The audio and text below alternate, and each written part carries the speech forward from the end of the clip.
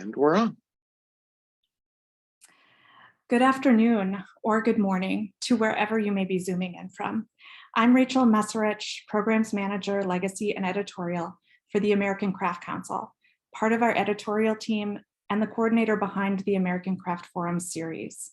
I'm so pleased to welcome you all to this American Craft Forums program in association with our quarterly publication, American Craft Magazine. I'm speaking to you today from my home in Apple Valley, Minnesota, and representing the offices of the American Craft Council in Minneapolis, which are both located on the traditional, ancestral, and contemporary lands of the Dakota and Ojibwe people. This place carries a complicated and layered history. In the thousands of years, the Dakota people have been in relationship and kinship with the land here, and in the several hundred years since European settlers colonized the land that the state of Minnesota now occupies.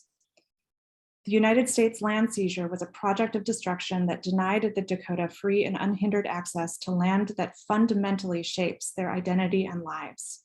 We pay tribute to the Dakota and Ojibwe and invite you to consider the land on which you live and the confluence of legacies that bring you to stand where you are, particularly through critical reflection and conversation with your own community.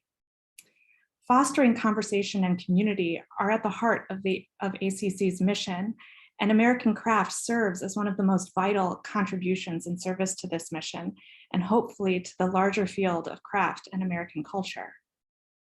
As we move through the year, our world continues to change, and we continue to do what we can to meet this moment. As always, American Craft remains rooted in the present, shining a light on the diversity, resilience, beauty, and impact of American craft and its makers. In 2022, we look at craft through the lens of 4 themes: wonder, fashion, forge, and gather. The editorial team has just wrapped up the fall issue, which will be hitting mailboxes in just a week or two, and has plans well underway for the winter 2023 issue in Habit. We encourage pitches and submissions from our community and have more information on the rest of the 2023 themes on our website. Please check under Writer's Guidelines and Submissions for more information. After this introduction, I'm happy to put a couple of links in the chat for everybody to make this information easier to access. But before I dive into the program and my introduction, I also wanted to thank the ACC staff, particularly our new Executive Director, Andrea Specht, Editor-in-Chief, Karen Olson, our amazing marketing team, and our IT guru, Jason Samuels. The American Craft Council is a national nonprofit member-based organization. As such, I would also like to give a big shout out to our donors and members who make programs like this possible. And a very special thank you to the Minnesota State Arts Board and Wingate Charitable Foundation for their generous support. A few technical and logistical reminders. Please make sure that your camera is off and your audio is muted for the program and conversation. We encourage you to participate in the talk via the chat feature and drop any comments or questions there. Closed captioning is available during this program. On the bottom of your Zoom screen, you'll see a closed caption symbol. Clicking that button will turn this feature on and off. This program will also be recorded and available for future viewing. In the summer issue, we explored the idea of forge, not only the blacksmith's forged, but also how we create both work and relationships. This issue celebrates the fire, power, and worth of craft and its makers. The direct connection between fire, power, and glassmaking is pretty evident in the story Hip Hop Glassmaker by Corning Museum of Glass curator Susie Silbert on the work and practice of Brooklyn-based artist Leo Tecosky. We're pleased to honor that story, as well as the United Nations International Year of Glass, by presenting a conversation between Leo and another renowned glass artist and one of our 2022 ACC fellows, Preston Singletary. You'll see a profile of Preston and his work in the upcoming fall issue, which includes coverage of all of our 2022 awardees. Both Leo and Preston use their work and this medium to deeply engage with their respective cultures. Preston's exploration of his Tlingit heritage has resulted in work that is both personal and universally powerful to the larger indigenous community. Leo's work emulates not only the forms of graffiti and street art, but also the tone, tempo, and movement of hip hop culture at its height in the 80s and 90s. What is the significance of working in this notoriously tricky medium within the context of their respective practices? And how do they see the exchange of influence between art and culture? To help guide us and our speakers through this conversation, I'd like to introduce our amazing moderator, Elizabeth Essner, who will in turn introduce our speakers more fully. Elizabeth, I invite you to turn on your camera now. Elizabeth Essner is the newly appointed Wingate Foundation Associate Curator of Craft at the Museum of Fine Arts, Houston. Previously a New York-based independent curator and writer, she has organized exhibitions for institutions including the Aldrich Contemporary Art Museum, Urban Glass, Arizona State University Art Museum, the Clay Studio, and the Hunterton Art Museum. In 2019, Elizabeth curated Graffiti and Ornament in Philadelphia, inviting artists Leo Tecosky and Roberto Lugo to create site-responsive work for the Woodlands, a historic estate in Philadelphia. An author and co-author of numerous exhibition catalogs, Elizabeth's writing has been featured in publications including Shapes from Out of Nowhere, Ceramics from this Robert A. Ellison Jr. collection, for which she also served as collection researcher. A 2017 curatorial fellow with the Center for Craft in Asheville, North Carolina, Elizabeth received her master's from the Bard Graduate Center in New York. Thank you and welcome, Elizabeth.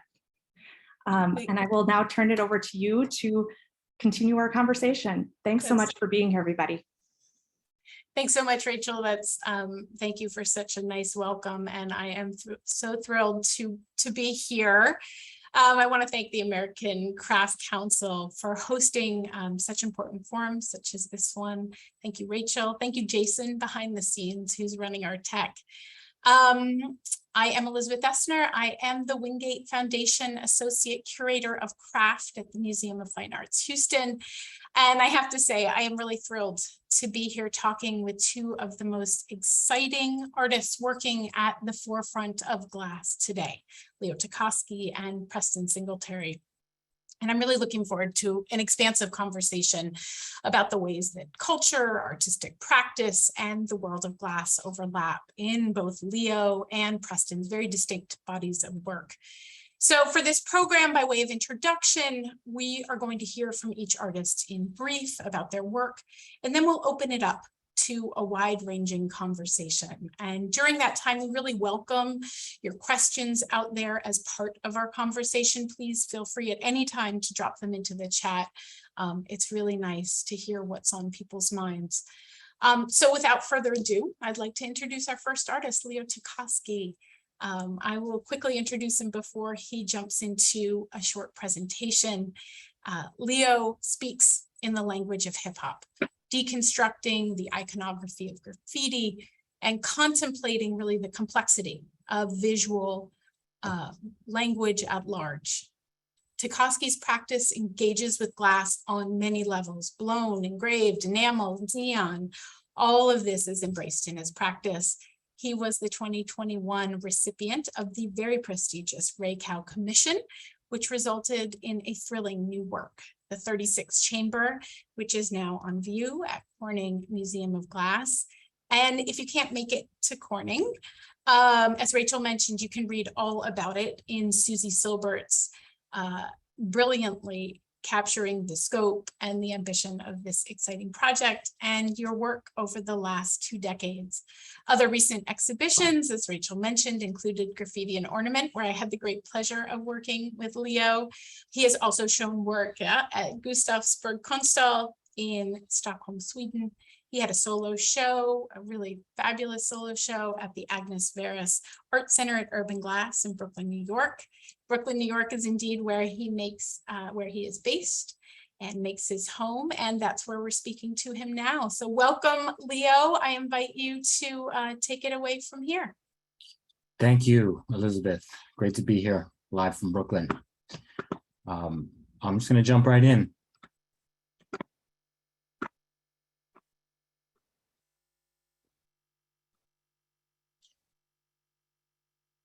So, hip hop at its purest form is an artistic form, but it is also a form of knowledge and cultural production. It's a tradition that at this point has now been passed down through a generation. It's music and movement and graffiti.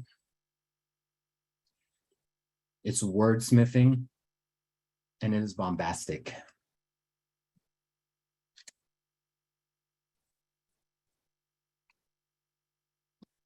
Hip hop's methodology is to compile, sample, appropriate, appreciate, and remix other components, forms, and techniques.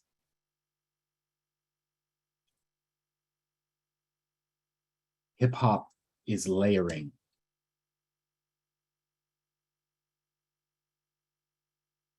It reconfigures prefabricated snippets and samples to generate new and unique forms.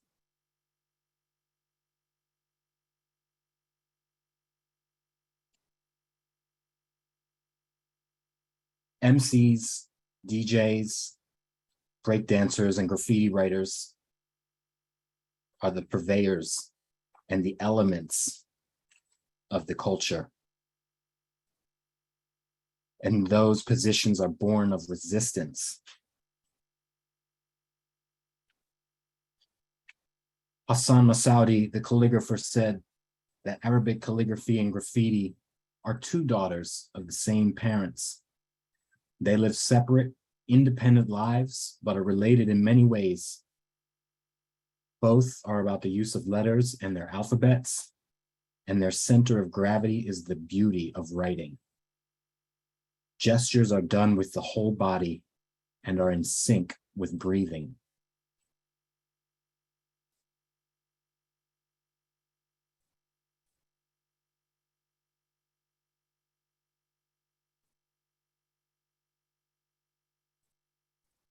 Hip hop, as I said, is an expressive culture of resistance.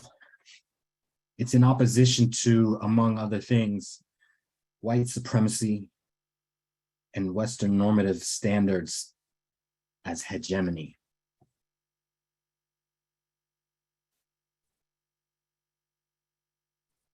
At its most enlightened, it contains ideals of self-determination, political consciousness, and self-knowledge, and most importantly, self-actualization.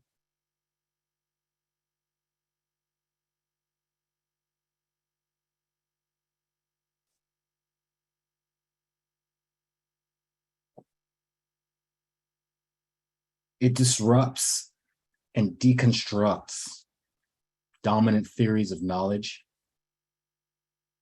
by offering alternative ways of reckoning history.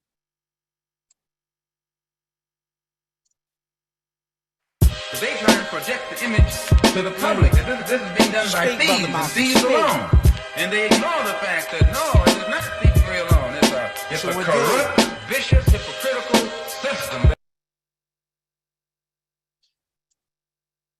It's this deconstruction that I am drawn to. Graffiti is the written word of the hip hop movement.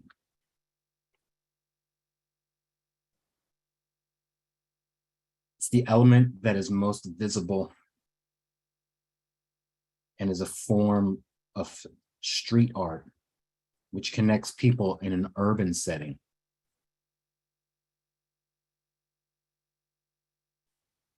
As an art form, it's about beautifying letters through stylization and uses writing as a means of reclaiming and liberating the power of text, as well as reclaiming and reoccupying the spaces that we reside in.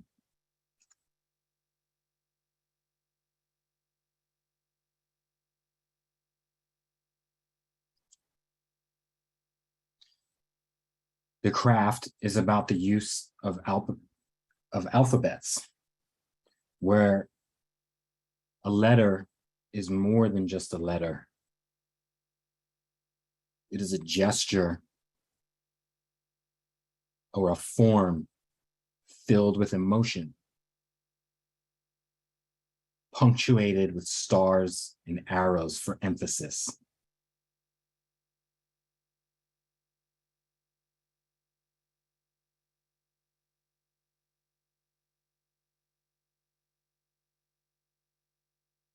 Breaking down alphabets and numbers in order to reveal their deeper meaning as a path to knowledge of self.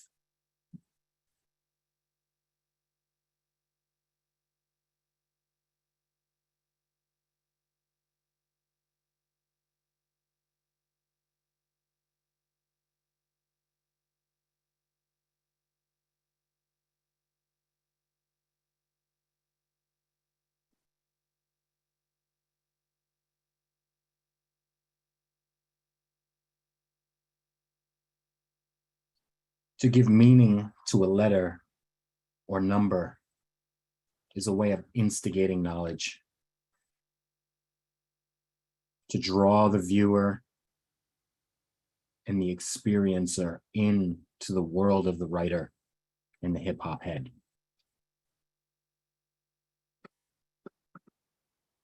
Thank you.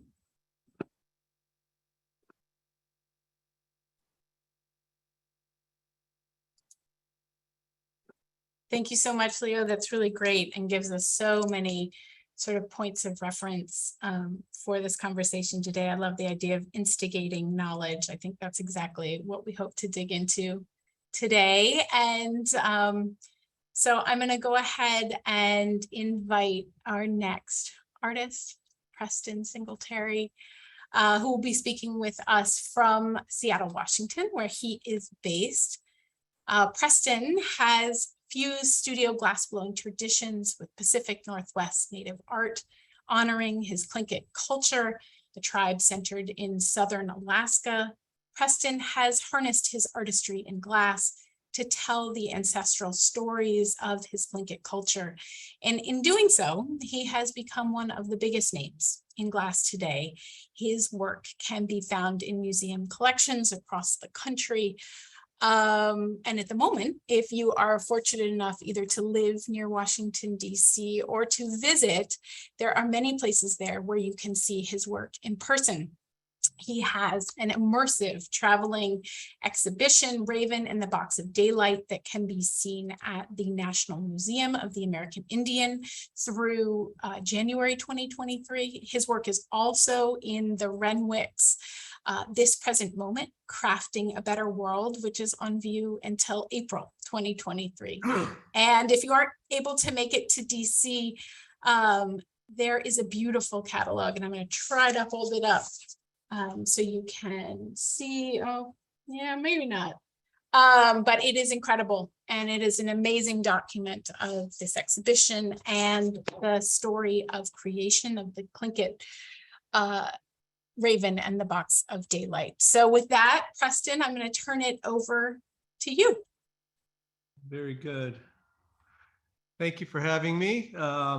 This is a very fun program. I came up with a little bit of, well, this is kind of an excerpt from a much larger program presentation, because after 39 years of glassmaking, I have to determine what to share, what not to share.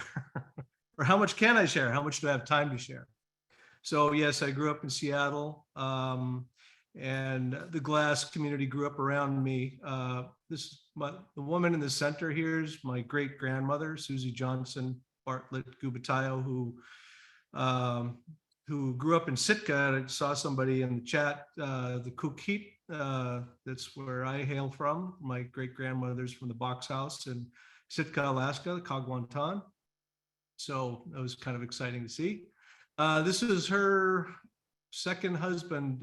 She was widowed in 1919. She married this Filipino man, Dionisio Gubatayo, who moved her to Seattle. And from that point forward, we grew up in the Seattle area.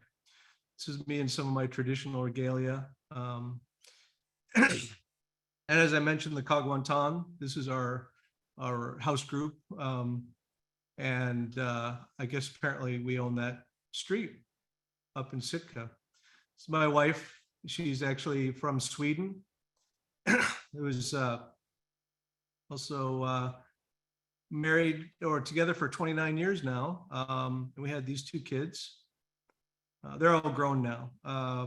But to kind of put in, the evolution of my creative expression was music, of course.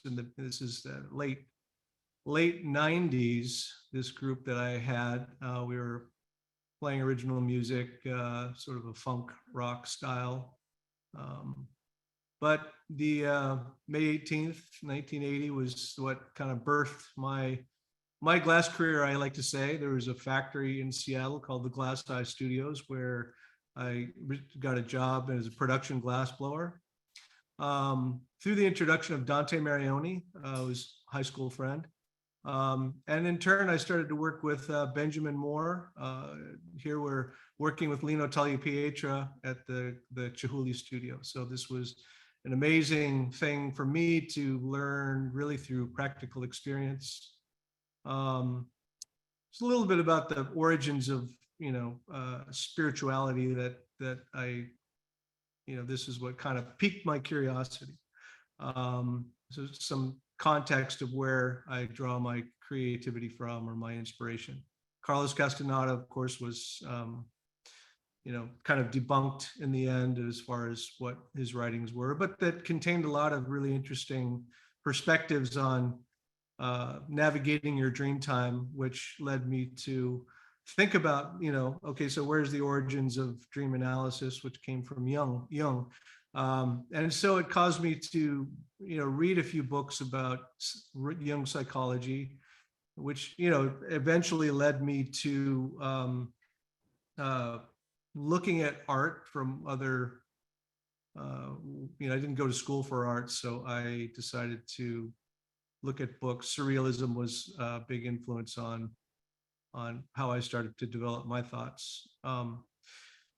Aikido is another, activity that I was involved with, and I found a correlation between that and glass blowing, working with this opposing force, which was really fascinating for me on a physical level, and it's also very deep on the spiritual level too. And it's sort of, rectifying your place in the world and resolving conflicts and through a defensive martial art.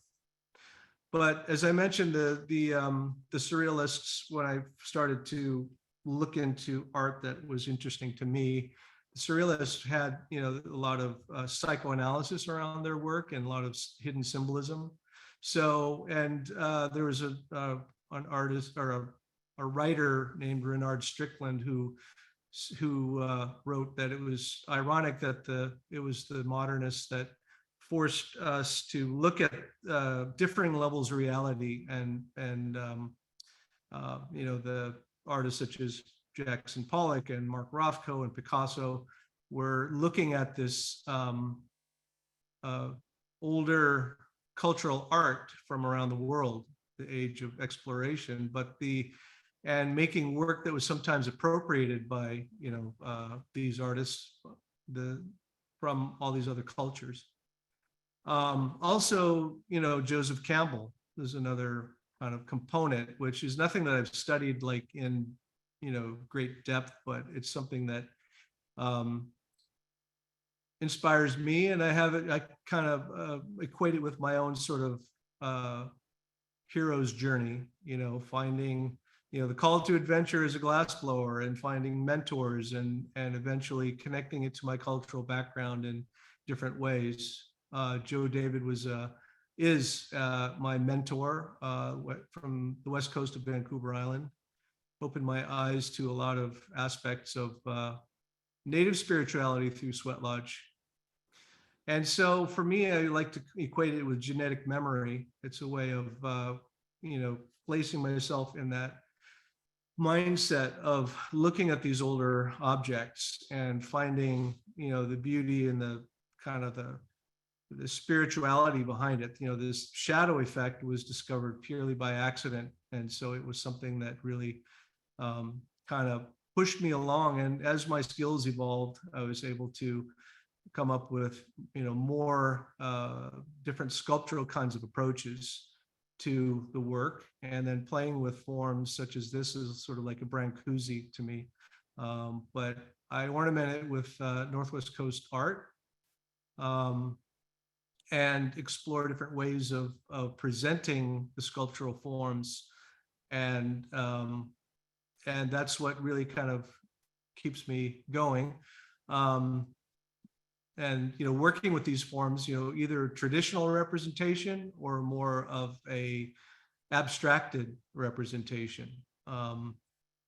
And so all of these have references back to stories or symbols or references to specific figures such as Raven here. And then playing with abstractions. This is not a traditional object, but I'm taking it into new realms now at this point.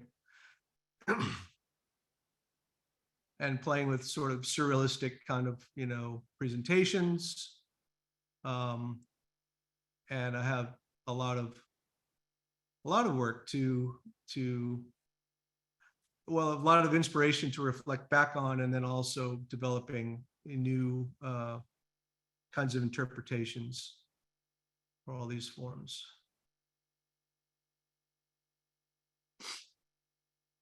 So this is, a broad range of objects over, a 20+ year period. Here's some of my references to modernism with, these mobile forms. And then getting very specific though, working with mythology. I met this man, Walter Porter, who's also Tlingit from Yakutat, and he helped me understand the symbolism behind this Raven in the Box of Daylight story, which is the one that is featured at the Smithsonian and the National Museum of the American Indian. Raven was white in the beginning of time when the world was in darkness, and this is sort of him, this Raven figure. The white animals in native culture are usually thought of as supernatural beings. And so this is a whole immersive exhibition that takes you through the story of how Raven met this old man in the beginning of time when the world was in darkness, and learned that this old man was hoarding the sun and the moon and the stars in his clan house. He goes to the fisherman of the night and meets the old man and his daughter. And so working with all of these different techniques, I've been able to sort of create a thread of objects that tell the entire story. This is when the daughter goes to drink water from a stream and she finds Raven. They test the purity of the water and they find Raven here as a speck of dirt in the water. So they cast it out. He reformulates his plan, turns himself into a hemlock needle. She swallows it and she becomes pregnant. So this is the daughter who's pregnant. You can see Raven transform her into a human child. Then she gives birth to this human child. And that's how he gets into the clan house. So there's a lot to tell about the story and the metaphors behind the story, but we don't have a lot of time for that at this point. This is the old man, presiding over his treasures, his objects, and a few of these objects here, creating in the old days, masks were used as stagecraft for storytelling. So this is kind of an expansion of that concept. Here are the boxes that contain the sun, the moon, and the stars.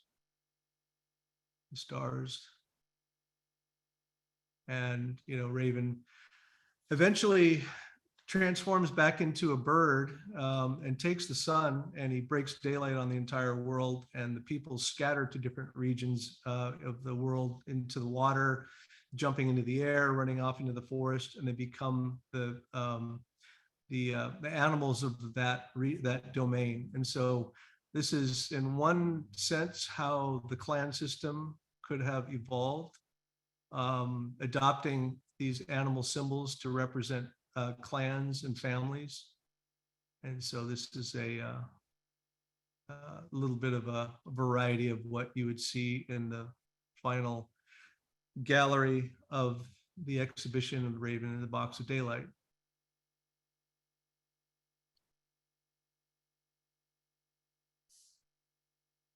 There you go. That's my presentation for now, and we can get into the discussion. That's really great, Preston. Thank you so much. I love being able to start out our conversation, really getting a sense, not just from your words, but yours and Leo's as well. And I invite him to join our conversation. Really get the visuals, where these sort of ideas, these cultural backgrounds, and your own experiences meet in your work. And I want to open up by kind of digging into your background. I think teachers, mentors, where you come from is so essential to understanding where you're going, and for us to understand where you are coming from. And so I thought that we could kind of start there and trace a little bit more of your own lineage as artists. I would love to hear who brought you into a relationship with glass, right? This very, very specific medium that is also really requires a lifetime of skill to master. And also who brought you into a relationship with your culture and your ancestries, and really how did those pathways both open up and come together? Who were your greatest teachers? So I will open it up to both of you. Leo, maybe you want to jump in. I'll put you on the spot. Sure. Glass was, unknown to me as a material until I went to college. I went to undergraduate at Alfred University to study sculpture from a liberal arts track. And I guess I walked into the hot shop and I think somebody was making a tumbler, and I didn't know that that's how that object came into being. Obviously there's, 25 years ago or 20 years ago, like we've got mechanized processes, but I still didn't even know the basics of like a molten silica inflated to create a rigid form. And so I was just immediately turned on to the material, and then was able to enter a neon class with Fred Sheeta, who was a faculty member at the time. And I signed up for that class because, having had seen glass making, just sort of a little bit, I was making parallels between that and like my own methodologies of hip hop experience, which is to say that it has some elements of immediacy to it. The material only reacts with a certain amount of flame, or a certain type of flame, or a certain time component of flame. And I was kind of drawn to that, that sort of immediacy. There's sort of like a one-shot deal for glass too. You don't really erase, you don't paint over. The better you get, the more you can hide what you've messed up. But yeah, it was at university, neon shop, Fred Sheeta. Nice. Preston? Well, I kind of touched on it a little bit, but the first glass artist I ever met was Paul Marioni, through Dante.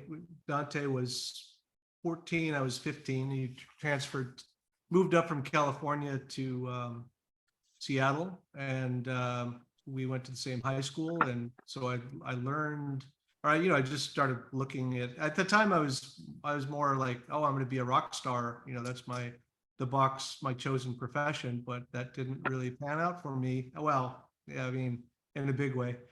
So I use art to support my music habit, but I so I started, the production studio was about 3 to 4 years. Then I started working with Benjamin Moore in his studio. It was just starting to get, his studio was actually the old location of the first or the second Glass Eye Studios. So anyways, Richard Royal here and Benjamin were a team, and I learned so much from both of those guys.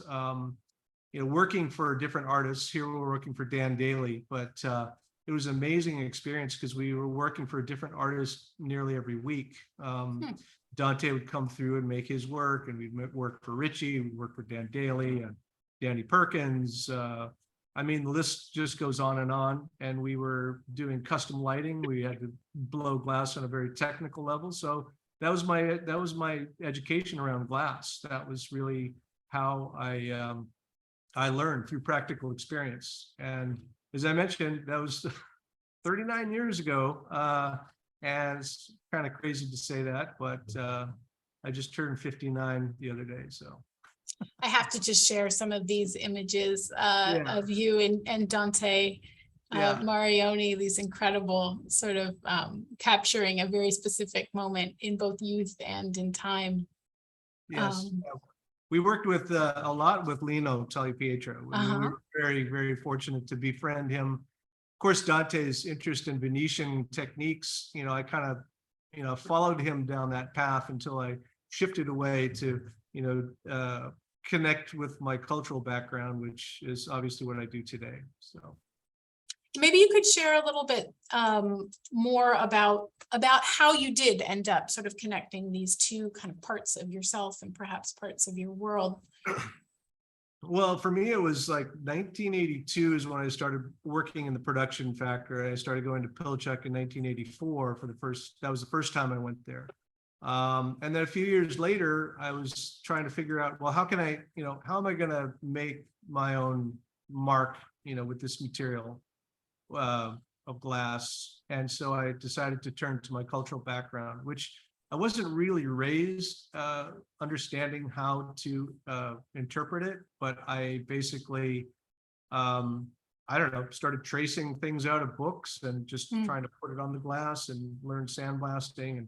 But then I realized that there's a much deeper level of understanding, which was really required to do this. And so I read a lot of books. I reached out to people who could teach me. Marvin Oliver was one of the first guys that I had reached out to. He was a professor at the University of Washington, and he was working lots of different materials. He's working with a lot of Northwest Coast designs, but he ended up dabbling in glass. And then I didn't meet him until like maybe 10 years after he'd started doing that. And then I brought my designs to him, and he kind of shared with me, he opened my eyes to other perspectives of glass. And of course, meeting Joe David in the summer of 2000 was an opportunity to work with him at the Pilchuck Glass School as an artist in residence, and I was his assistant. So I was responsible for helping him accomplish projects, and so that was and so we became fast friends, and he, like I said, introduced me to the Sweat Lodge ceremony, and really, kind of challenged me on a deep level to really kind of step up and kind of get very deep with the art and the design work, because if you can't do 2D, you can't do 3D. So it's like it's a step-by-step process. This was on the Pilchuck campus where we did sweat lodges up there for about 7 years.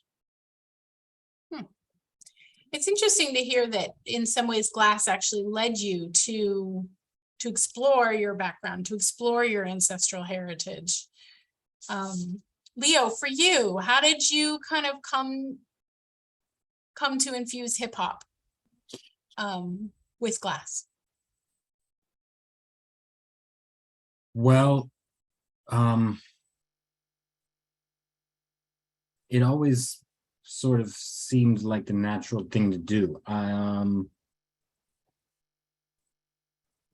have to say, like, getting my start in the neon shop, I think as I saw how a straight neon tube is bent into a form, I immediately thought of tags and graffiti handles because of signage. You know, neon's signage, graffiti is signage, and if you start with a pattern, again, you start with that 2D, you draw a pattern out, and then you bend it backwards, but you bend it. And so it just was like a logical progression. I don't know. I think that I got to art school and I immediately was infusing hip hop into my foundation work, simply because I didn't want to do anything else. As a young person, you know, of certain type of thinking, even though you like sign up to go to school, you still don't want to like do what they say. So you know, luckily I had something that I could latch onto to be able to be like, all right, you want me to like think about Brancusi? No, I'm gonna do, you know, Flying Seas or something like that. It just was like sort of made a logical jump, like the antithesis to art school in America was going to be like graffiti art in art school. And graffiti came first for you then? Yeah, I mean, I'm like, as almost every single person in the year 85 to 1999, I wrote graffiti. And so I had that like stylistic approach to things. Putting your name out on the walls, like just sort of like standing out, doing something different, but doing things in the name of the culture was how I was always going to approach everything, really. And it was creating with materials that sort of synthesized all that. It's interesting that as I was, you know, as we've sort of alluded to already, and as I was sort of spending time with your practices, both of you, music has such an important part, whether kind of in the background or really very much in the foreground for you, Leo. It's this really important part of sources of inspiration, but I also can't help but think about these sort of cross-disciplinary and even sort of cross-modal dialogues. Glass is such an embodied craft. Leo, as you already kind of alluded to, your body has to know it as much as your mind knows it. And I can't help but think music requires that same thing, right? You can't, once you start a song, you can't stop. It's the same sort of thing. And I wondered if each of you could kind of dig in a little bit on if you see those similarities, how you think about music within your practice. I mean, for me, I know it's like, it's multi-tiered. It's the music is the entry point for me into the culture, or at least one of the most immediate ones. I like, my mother got me my first hip hop record when I was like 7 years old or something. And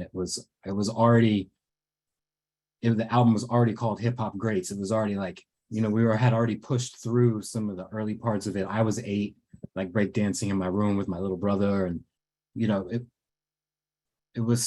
we grew up with it. And it was just something that like was of the time that, my mother, who was interested in music, my family's interested in music, all kinds of music that are in, you know, that have sort of social bearing. And so she kind of put me onto that. And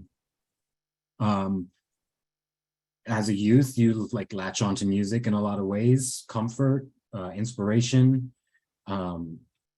aspiration. And then I also, like, through college was a DJ and played parties weekly, and, you know, sort of spread the music out as well to try and clue people into what I was interested in. You know, this is 2000, so hip hop is already like of the zeitgeist, but it has become so broad at this point that I wanted to clue people into certain aspects, certain types of music that I wanted to. Plus, there's a technical craft aspect to 2 turntables and a mixer. It's handwork, it's timing, it's improvisation. And so now I'm also learning something else too with my hands, thinking, making with my hands, controlling the crowd, which is an amazing feeling. It's not really control because you're sort of in it with them. Like it's a compromise. It's not really control. There's a compromise there. They agree to listen and you agree to, you know, make them move.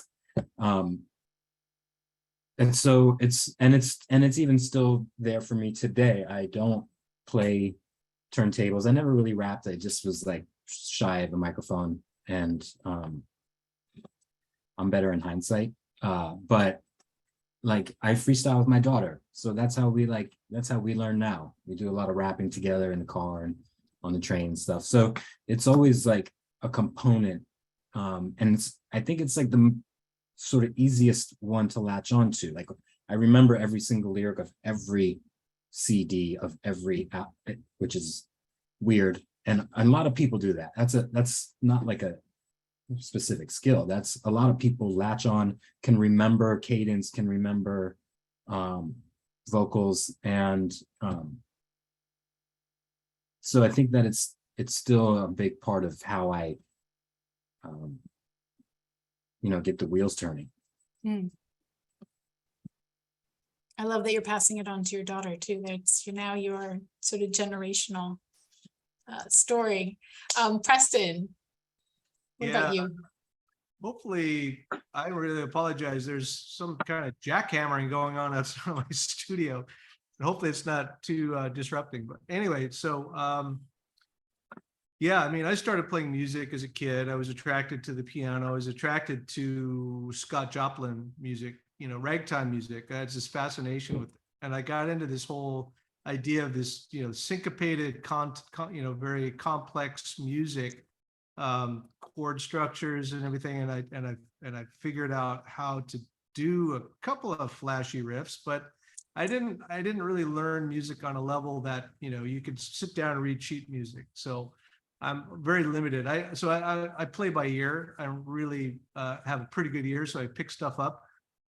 Through middle school, high school, I went to the Central District where there's sort of a mixed community, and in the lunchtime they play a lot of soul, funk soul music, and that's where I got inspired by Ohio players, Earth, Wind and Fire, and that's the music that just kind of spoke to me because I was exposed to it at a young age. Then eventually I switched to guitar, I switched to bass, and then I became really fascinated with like multicultural music and blending of different music. Around 1980, I discovered the Talking Heads, and they had 2 albums which were very funk oriented, and I have to say, funk soul is that's where it starts and stops with me. I love the complexity of the music. I love the Parliament Funkadelic is like, for me, the be all and end all of music. You can start and stop there as far as I'm concerned. Because it embodies the best of like, soul, jazz, rock, gospel, and all of this music comes together through that style, that genre. And so I think that there's a lot to be learned between our cultures, like musically. Like I love having that soul and funk music coming through like this Native American lens. So I've always pushed myself to kind of try to achieve that, because that's the music that I love so much. And I feel like that the complexity of the music, like the syncopation, very specifically can inform native cultural music. And I've even studied, a lot of the jazz guys that I play with, they say that they are convinced that powwow drumming came up with the was what influenced swing, like a bebop swing style. you know, because it's like, da, da, da, da, da, da, da, you know, and it's like that rhythm was picked up by some, you know, some of the jazz musicians. A lot of, you know, study around interaction of African cultures and Native Americans. And so I love that thinking about that. And even, you know, Chuck D was like, he said something to the effect like, well, you know, at least the, you know, Native Americans know how they were screwed over by, you know, the dominant society. You know, African Americans are still trying to figure it out.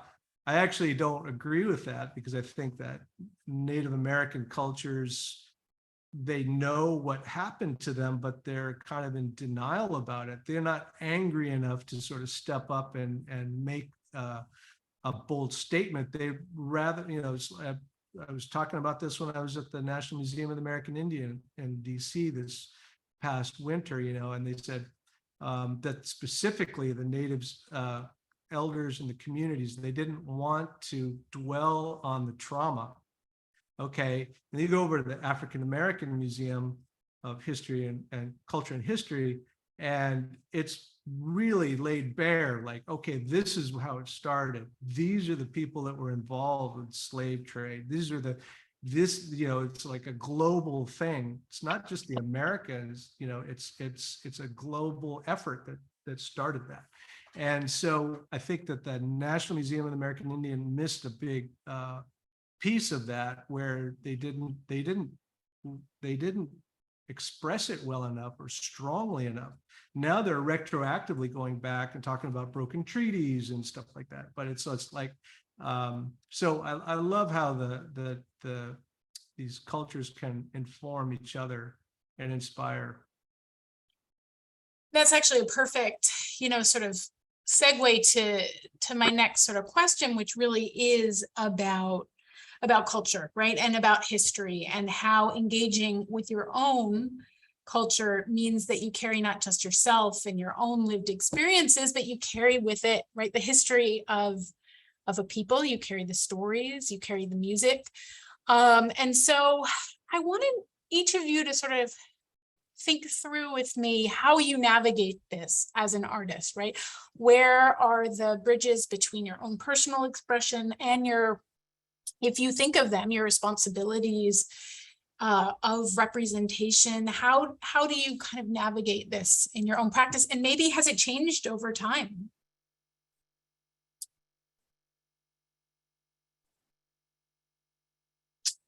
Can you put it another way? Sure. How has, if you're representing hip hop culture, right, and you sort of carry that history with you as you speak in that, right, you refer to that history. And so in doing so, how true do you feel you need to be to that history? How much do you feel you can innovate on it? How responsible do you feel to represent hip hop? I mean, in my case, I think that, like, I am using hip hop as a springboard, but also as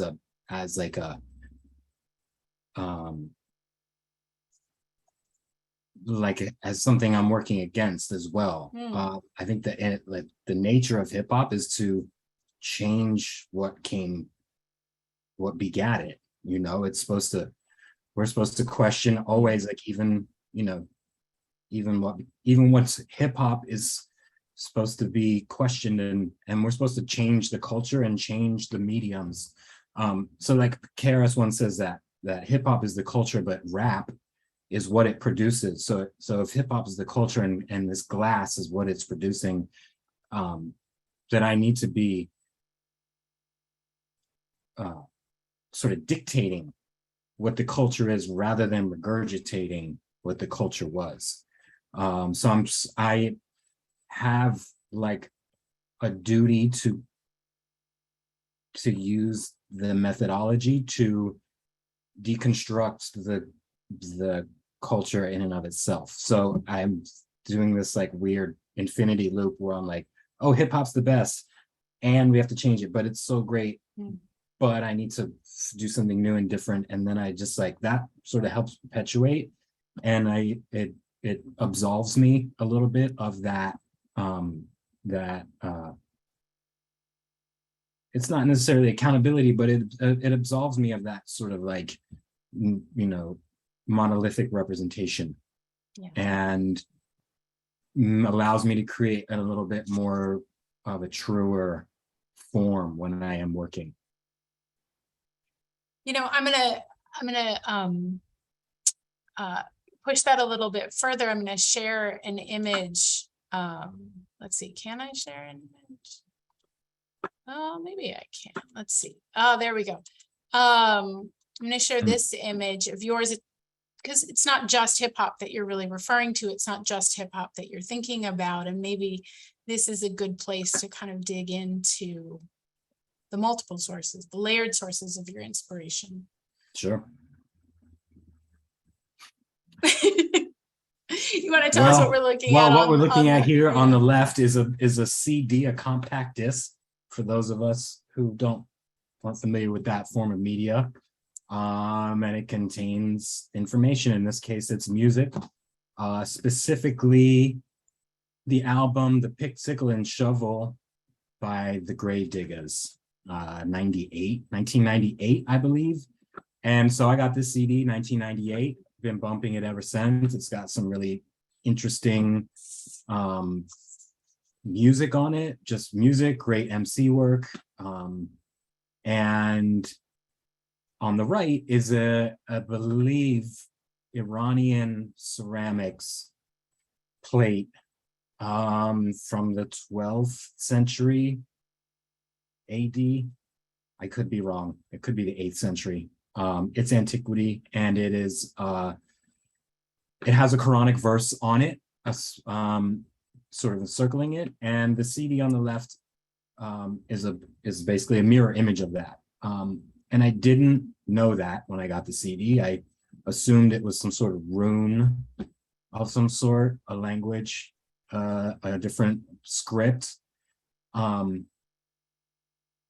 So this is like, it's interesting, this image even in itself, like if you put a line, put an X in the middle of it, there's that infinity loop. So the CD first, then later art history, learning about Iranian and Islamic art, going back to the music to find that a lot of the core tenets, principles, ideas, concepts come from Islam, and more so the nation of gods and earth, or the 5% Nation, which is an American social movement that is an offshoot from the American Nation of Islam, which has its own sort of dictated coursework. And I mean, we can go more on that later, but yeah, so like this is like an embodiment of how I think about work. And so I also have been bringing in Islamic art and architecture as influences into my own work. I'm not a practicing Muslim, and I don't think that that's important for me to utilize any of that imagery or the concepts involved within that. Like I said, calligraphy is the sister to graffiti. It's an ancient technical skill. It's used to speak the word of God and beautify language. And other art, Islamic art and architecture involves the use of geometry, which is perfection of the universe.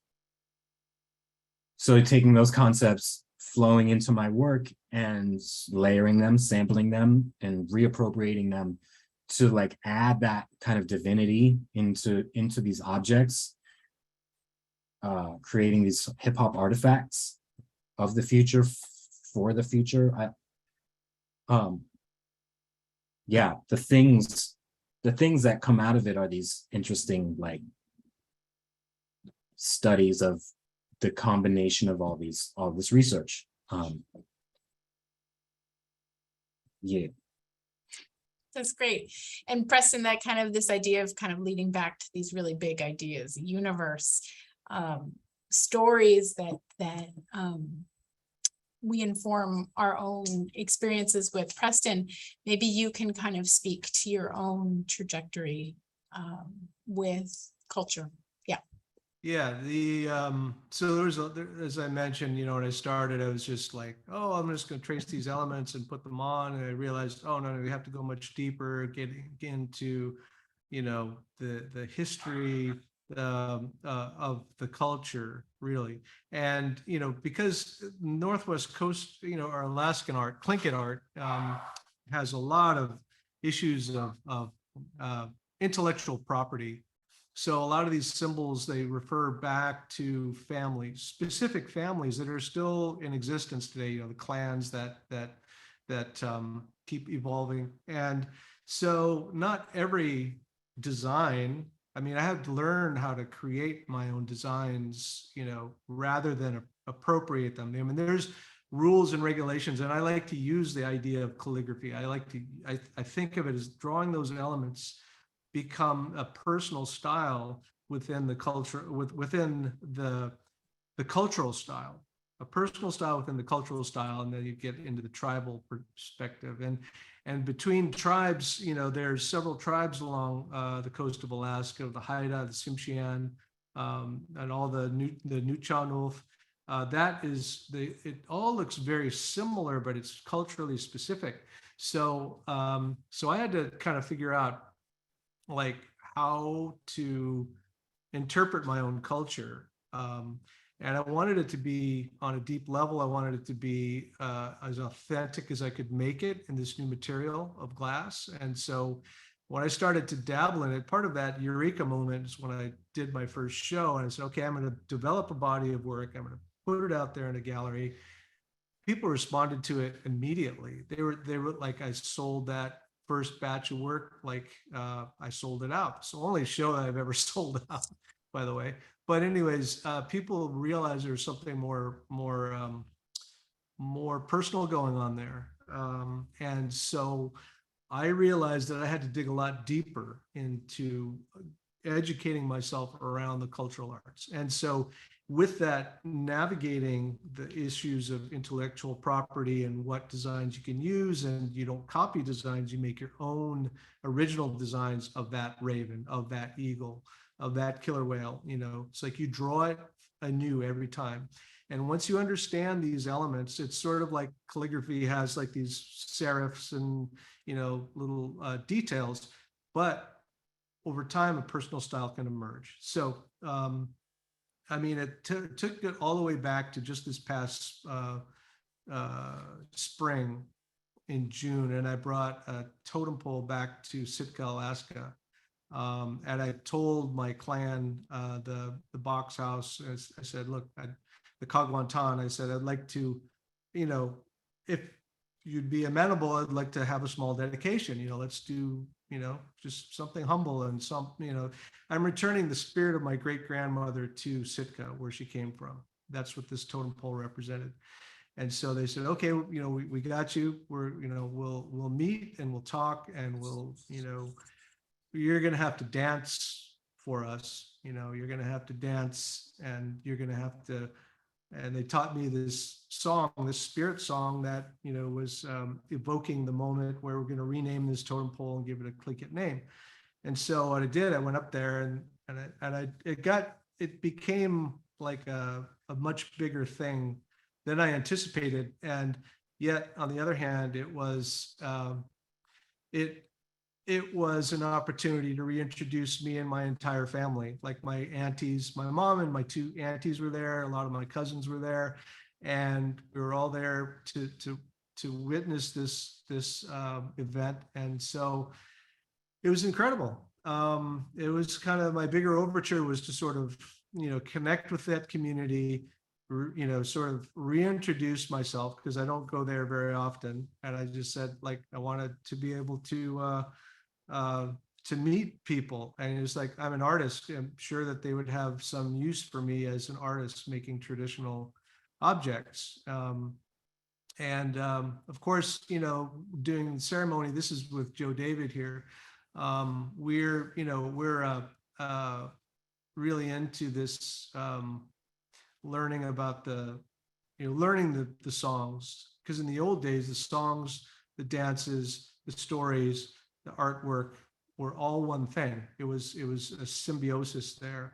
And so in any case, that's how I sum it up. So reconnecting, and it was not the first time I've done this. I mean, I made a pretty significant piece for a cultural arts center in Juneau, and that's still the heart of the Tlingit territory. And so, and I feel like, and so this is an interesting point though. Okay, so because it is, in the old days, the artwork that I would make was for the community, for the Tlingit community, and solely for the Tlingit community.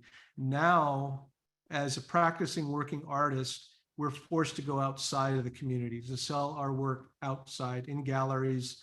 And so therefore, that's what I'm doing. And when I get the opportunity to do something for the community, that means that being a commercial artist, I have this responsibility to understand the stories, to understand the forms, and to do it to the best of my ability. And then when the community comes to ask me to do something specific, I've prepared my entire life. You can't be to be a practicing working artist. It gives you the ability to practice your artwork. So when the call from the community comes, then I'm prepared, and I prepared my whole life to do something for them. That's great. We're starting to close in on time, and so I wanted to just share a question from our chat. This is from Tammy, and I think it's a perfect place for us to kind of conclude, because it's about glass, of course, which is what we're here talking about. I wonder, what does glass bring to the table in the creative process that's unique or attracts them compared to other mediums? So why glass? Have you ever seen glass blowing? It's a great answer. It's really true. Yeah. For me, it's different. It's got this like, it's because, and I think I'm able to articulate it after having worked with it. And I see it, and I saw it, Preston, in your work. I think 2003, I was in Seattle for a Glass Art Society conference, and at the Seattle Museum, that bowl hat form, simple, clear with blue, sandblasted. It was pretty crucial moment in my decision making about work as well. I sort of was bored with Venetian work simply because everybody wanted to do it. I think it's a phenomenal style, but everybody does it already. And some people do it really well. So when I saw that I think maybe it was a basket. But anyways, the idea of like anything on glass through the technical skills that you learn about it are what draws me to it. It is malleable, it bends, it stretches, it cracks and breaks, and it sort of runs a gamut of material abilities. And it has a very interesting craft history. In this country, internationally, worldwide. And so the idea that you could take this material, apply your thoughts, ideas visually to it, and then like, and to me, it's like, it's so graffiti. It's like you take a rigid letter and you bend it, twist it, and make it blue. It's like, obviously that's glass. That's not bronze. That's not stone. Those materials are rigid, and glass has a fluidity to it, and you can't even touch it. It's just like, you just want to like get in it, but you can't. That's great. Yeah.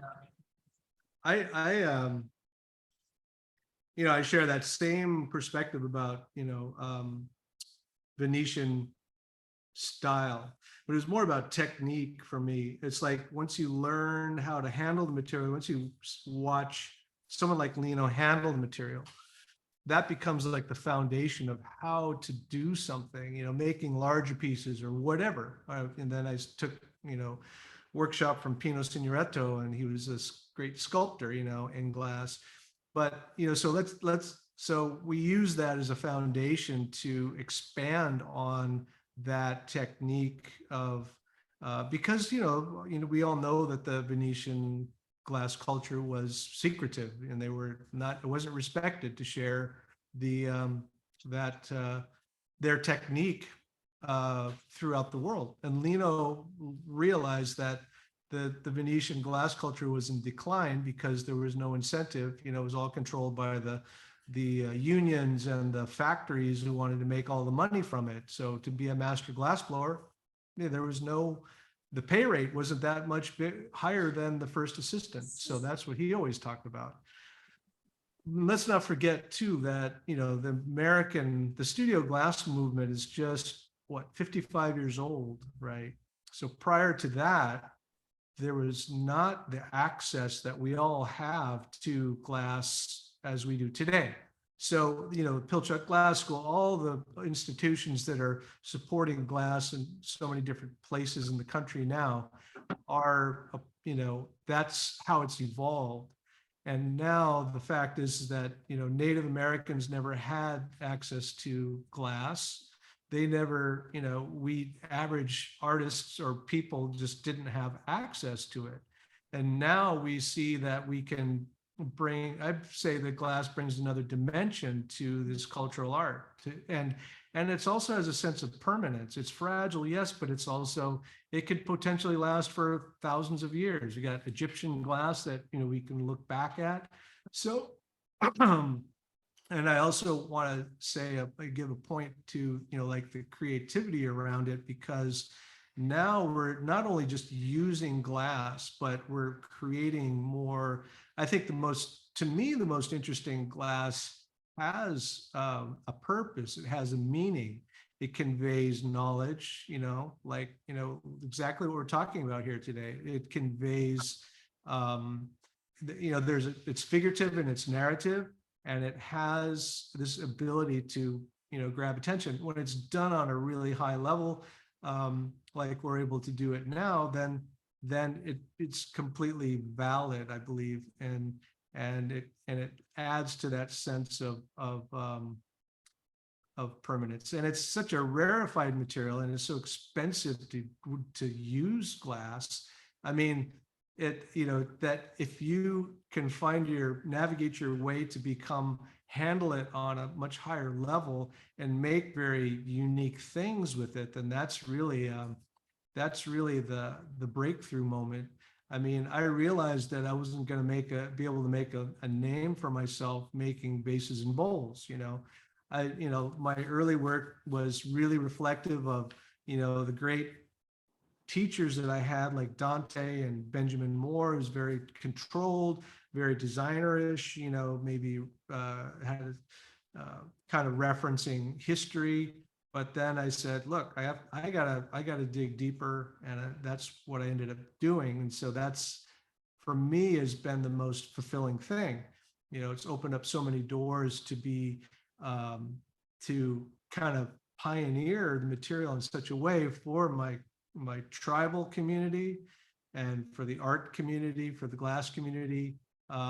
This has been, I think, once you become a keeper of cultural knowledge, it becomes a responsibility. And so that's how I conduct myself today. I conduct it with a degree of like, okay, this is an opportunity. I have a captive audience. People are looking at what I'm doing. So therefore, I really want to show them something special. I want it to be for them to like, oh my gosh, okay, so this is all about your tribal community. This is about a story that goes back, the Tlingit like to say, since time immemorial, goes all the way back 10,000 years, maybe, is what the idea around the Raven story is. So in a way, it gives it a new life. It gives it a new audience. It gives it, it can educate, it can heal. The work that we do and the symbols that we use can have, it gives people a new perspective, and it has a healing quality around it